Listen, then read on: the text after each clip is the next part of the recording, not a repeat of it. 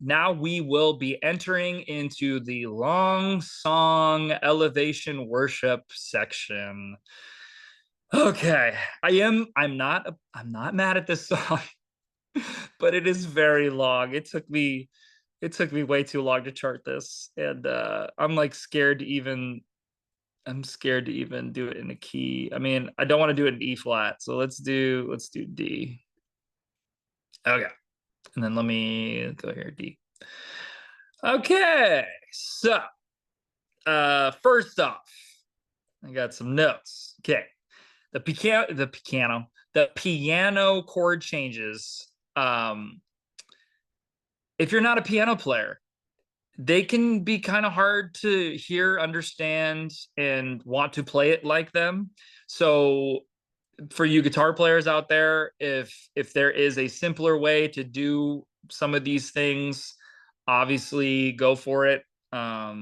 Taking out the sus chords maybe, or it's not like it's changing crazy fast, but the whole point is they're very specific up until the bass comes in, I believe. Where is it? In the uh maybe it's in the chorus. I can't remember, but until you get a bass note, once again, it's very hard to hear changes and to think of it like a guitar player, obviously, or vice versa, right? If you're a simple piano player and you don't really do slash chords yet, it could be kind of intimidating. But worst case scenario, just read the left side of the slash chords. So, for example, the intro D D A G instead of A over C sharp G. The B minors, you're gonna kind of have to play because if it's sad, if it's sad chord, you got to play the sad chord. But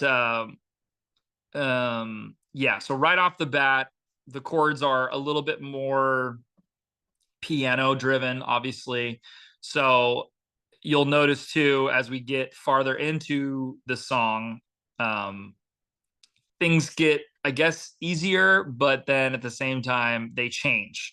So it's one thing to have chords that are complicated, it's another thing to have complicated chords that also don't repeat. So we have the best of both worlds. So I'm really gonna try not to play all these parts because I've written them out and they're here and you can see them. You can reference them later. But the whole point is, because and once again, it's a waltz. So it's even though it's slower technically than like a 4/4 count at the same speed, if you're not used to the waltz thing, something that I like to do is just, rock back and forth. If your timing is weird, the good thing is that there's no real like odd time in this song. I don't think there's no like surprises as far as, instead of just 1, 2, 3, 4, 5, 6, you're not doing anything like 1, 2, 3, 4, 5, 6. You're not doing these crazy hits or anything. But yeah, so once you get into the the first verse versus the second verse, right?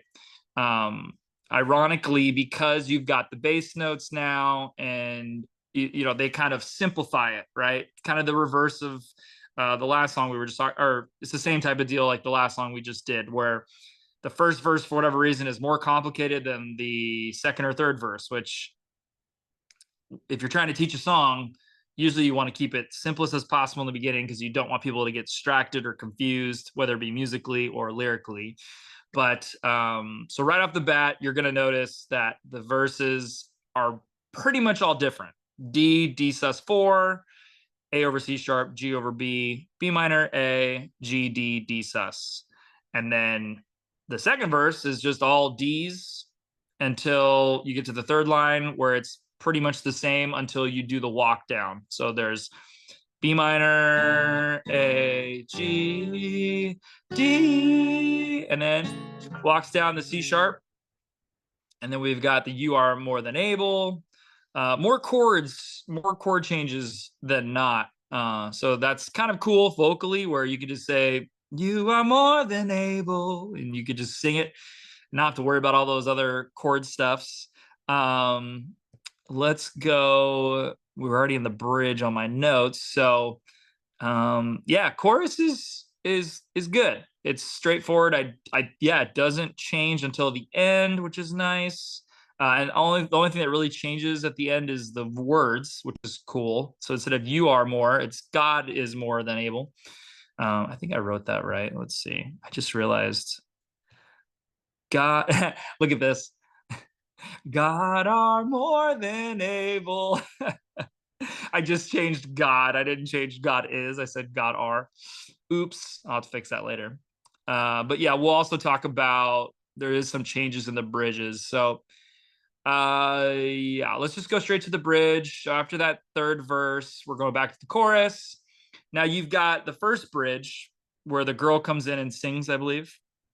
Can you imagine with all the faith in the room what the Lord can do? It's just all on the D note, right? The one chord, which is great.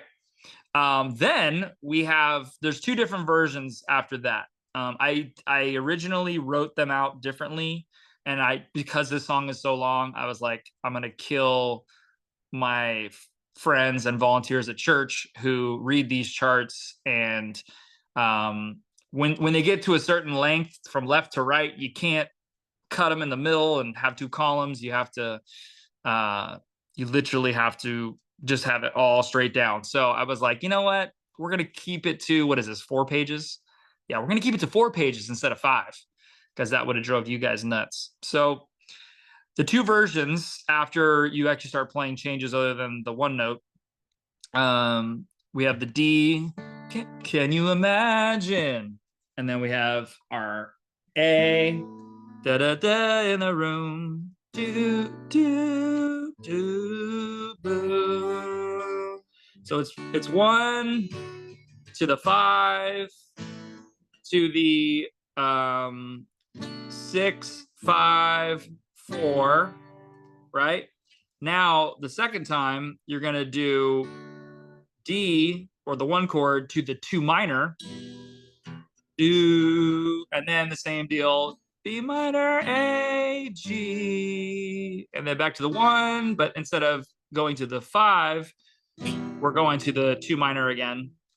So it seems simple enough, right? But hey, sometimes that stuff can trip you up, because the minute there's a new chord, you're like, uh-oh, you know, stop everything. Let me focus on the changes again. Your brain stops, going on autopilot, and it drives me nuts. So anyways, here we are. Now we're going to go to the anything is possible, which I call the refrain. They had a refrain in there somewhere. So I was like, oh, I'll use the refrain term. You could call it post bridge. You could, I don't know, whatever. I don't even know what refrain actually defines. It's another version of a section that I get to use because people do it with CCLI and song select. But the only thing that changes in these refrains is we have the D to D sus4, right? So we're using that pinky. We're hitting that 4 note instead of the third. Anything is possible. Anything is possible. Yep. D over F sharp to the A, and then the B minor, A, G, right? And then the second half, now we're doing the root in the bass, okay? So we're gonna do, or no, that's a lie. We're doing the 5 in the bass. It kind of builds, I don't know if you guys have ever played a 5 chord in a song to lead back to the 1, but it helps a lot. So we're doing the same changes technically, but instead of just D in the bass, da, we're doing A, right? So anything is possible. It's possible. And then same changes, D over F sharp to the A, B minor, A, G. Now, the other kind of mix up, change up, whatever, is some of the versions of the refrains, whether it be in the introduction part of it, or the repeat. There's a part where it does the G minor, but then it it does actually, or sorry, it does the G major to the G minor. That's another kind of way to lead the song somewhere. If you do a major minor of the same chord, it makes you want to go somewhere else, right?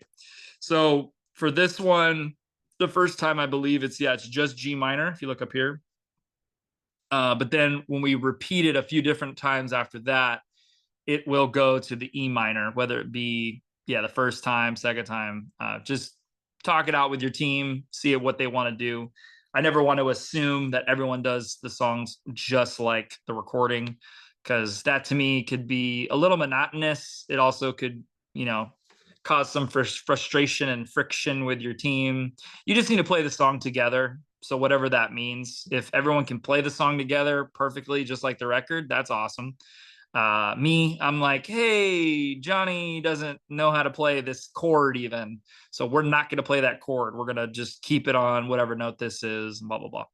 But so we do the chorus one again. Now we're going into the second set of bridges. Okay, now second set of bridges, different refrains. Cool. So second set of bridges.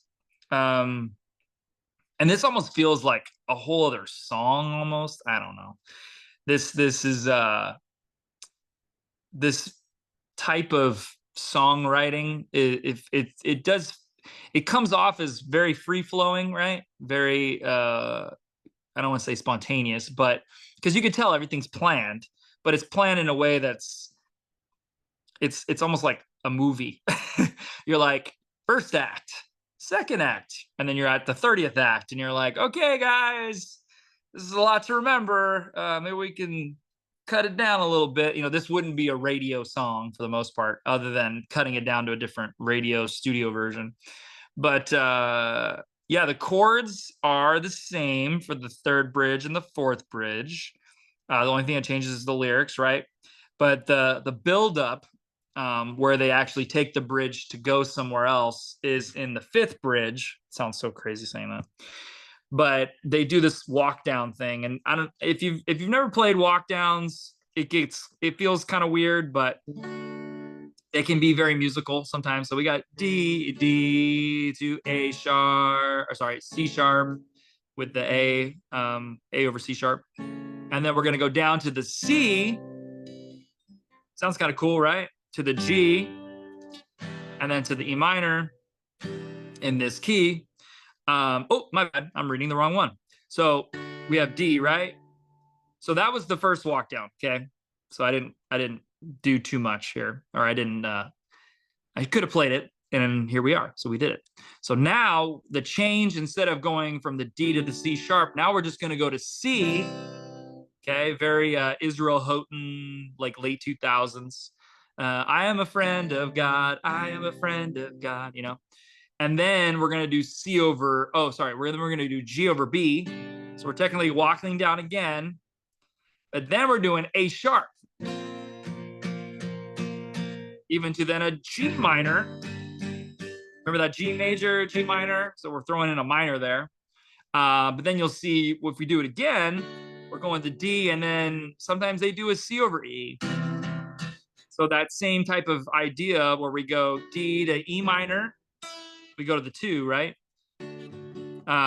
So they're kind of doing that, but with a happy chord, with a C chord. And then the same deal, G over B, A sharp, G minor. And then the cool thing is when they go to the tag, who am I to deny what the Lord can do? It mixes and matches with G minor and E minor. Now, the cool thing about them doing the G minor thing and then going back to the E minor thing is this last, this chorus. So then for the last chorus, not only do we say God is more than able, not God are, but same chords, but then when they start tagging, who am I to deny, they'll mess with the G minor if it's just piano, or they'll do the E minor once they build it up at some point. Or actually they might, you have the choice, honestly, in my opinion. If you're at this point in the song where you've gone through all this stuff, have fun with it. Do a G minor, do an E minor. that's kind of why I left it there. Because I feel like on the record it might do it maybe one time they do an E minor, but it definitely it takes it to resolve. I feel instead of just doing a G to G minor, I feel like when you hit the E minor, D, you know, you can end really big. But yeah, so for the most part, this song is a whirlwind of parts and sections, and like I said, with the waltz involved, it might feel like it drags on. It might feel slower, but for the most part, it's a pretty groovy tune. Just don't be afraid of the changes, especially in the verses. Just work with your team, figure out what they're doing exactly. That way you can play with them. But if they say just play like the record, at least we have it here.